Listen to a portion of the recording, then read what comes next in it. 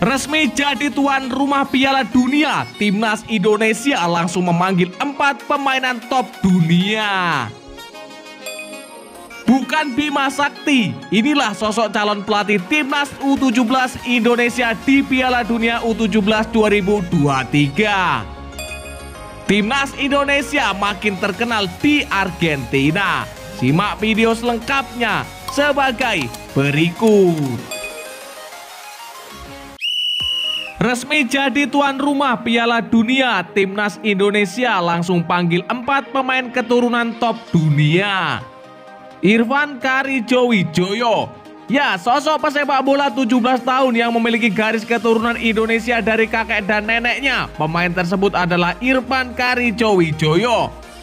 Jika mendengar namanya saja, Irfan Karijowijoyo sangat identik dengan nama Jawa. Namun kakek dan neneknya hijrah ke Suriname saat masa kolonial, sehingga ia lebih banyak mendapat didikan di Eropa.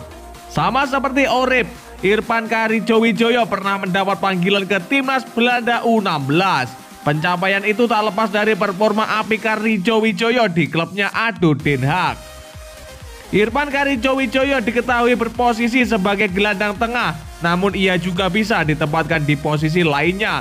Tentunya sangat menguntungkan bagi Timnas Indonesia karena tidak perlu proses naturalisasi karena yang dimaksud masih berusia di bawah umur. Mahesa Ekayanto. Masih dari tanah Belanda ada pemain muda potensial Mahesa Ekayanto yang merupakan salah satu pemain keturunan Indonesia yang kini memiliki paspor ganda. Mahesa Ekayanto merupakan pesepak bola kelahiran tahun 2007 yang menimba ilmu di Akademi FC Dordrecht. Saat ini ia tercatat masih berusia 16 tahun, masuk kualifikasi pemain untuk Piala Dunia U17 2023 Indonesia. Julian Urip. Ya, Julian Urip merupakan pesepak bola keturunan Indonesia yang lahir di Al-Alkmaar, Belanda pada 26 Oktober 2006. Saat ini ia berusia 16 tahun. Pesepak bola yang berposisi sebagai gelandang serang ini memiliki darah Indonesia dari orang tuanya asal Surabaya. Sejak tahun 2017 lalu, Urip bermain untuk AZ Alkmaar. Kiprahnya bersama AZ Alkmaar usia muda terbilang mumpuni. Bahkan Urip dipercaya untuk masuk ke skuad Timnas Belanda U16 dan U17. Jika tidak segera diklaim Timnas Indonesia, ia bisa menjadi rival di Piala Dunia U17. Welber Halim Jardim. Ya, Welber Liskot de Halim Jardim merupakan pesepak bola muda keturunan Indonesia di Brasil. Ia adalah anak dari Elisangelo de Jesus dan Liliana yang berasal dari Banjarmasin, Kalimantan Selatan. Mengingat sang ibu adalah seorang WNI, maka Welber Halim Jardim memiliki paspor ganda dan bisa membela Timnas Indonesia U17 tanpa harus naturalisasi terlebih dahulu. Bukan tanpa alasan, jika Welber menjadi nama pertama dalam daftar keturunan Indonesia yang bisa tampil di Piala Dunia U17, sebab prestasinya memang mumpuni. Welber lahir di Banjarmasin 25 April 2007, saat ini ia baru menginjak usia 16 tahun. Dan baru masuk dalam syarat minimal pemain di Piala Dunia U17. Siapa tahu julukan The Next Neymar akan terwujud di turnamen ini. Bukan Bima Sakti, inilah sosok calon pelatih Timnas Indonesia U17 di Piala Dunia U17 2023.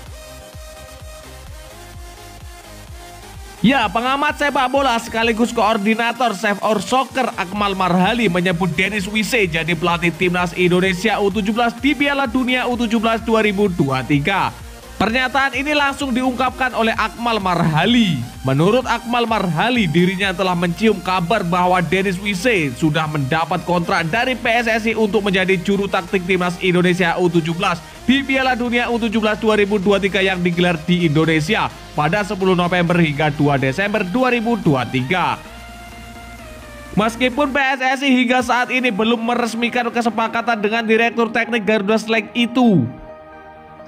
Ya, saya sudah mendengar kabar memang Denis Wise akan dikontrak untuk menangani Timnas Indonesia U17, kata Akmal Marhali. Saya dengar sih sudah ada kontrak ya dari PSSI dengan Dennis Wise, walaupun belum diresmikan untuk menangani timnas Indonesia U17, kata koordinator Save Our Soccer itu yang menegaskan kembali. Lebih lanjut, Akmal Marhali menjelaskan alasan mengapa Dennis Wise ditunjuk sebagai pelatih timnas Indonesia U17. Salah satunya mayoritas skuad timnas Indonesia U17 akan diperkuat oleh pemain jebolan Garuda Select yang selama ini dibina oleh Dennis Wise. Ya, alasan yang pertama, para pemain yang diambil mayoritas dari Garuda Select ditambah dengan pemain-pemain dari EPA, klub-klub Liga 1, kata Akmal Marhali.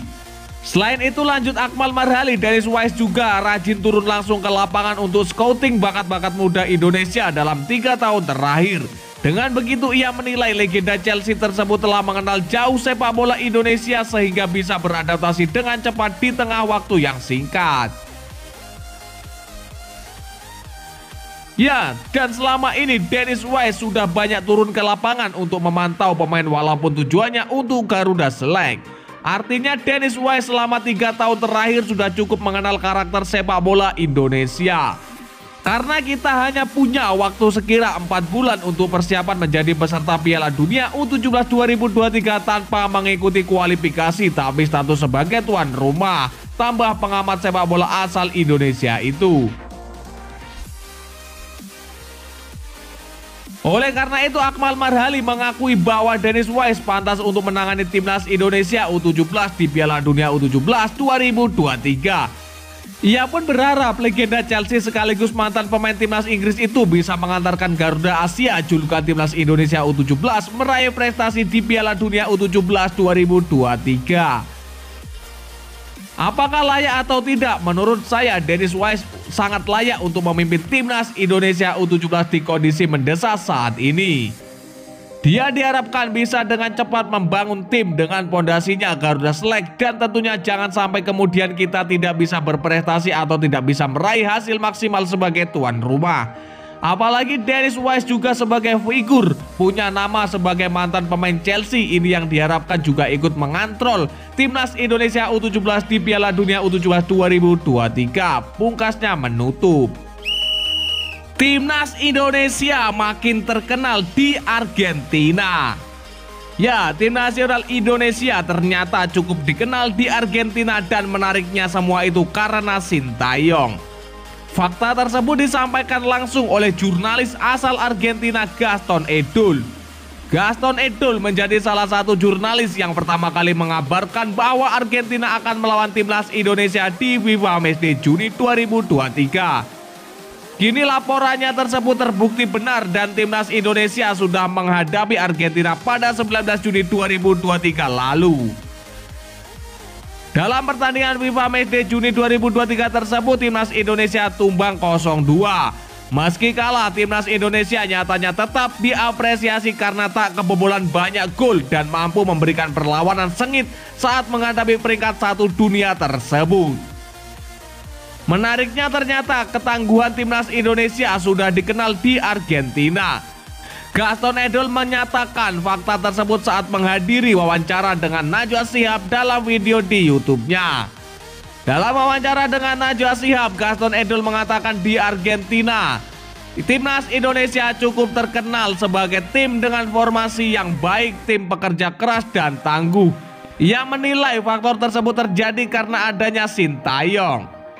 Ya, di Argentina kami tahu bahwa timnas Indonesia punya formasi yang lebih baik, lebih bekerja keras dan lebih tangguh berkat pelatih mereka, seorang pelatih asal Korea Selatan Sintayong, ucap Gaston Edul.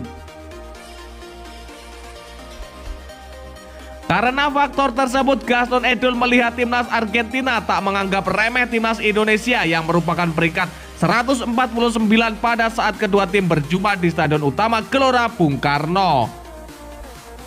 Timnas Argentina mengakui dan menghormati Sintayong karena menurut saya dia memberi Indonesia strategi dan taktik yang tidak mereka miliki sebelumnya, lanjut Gaston Edul.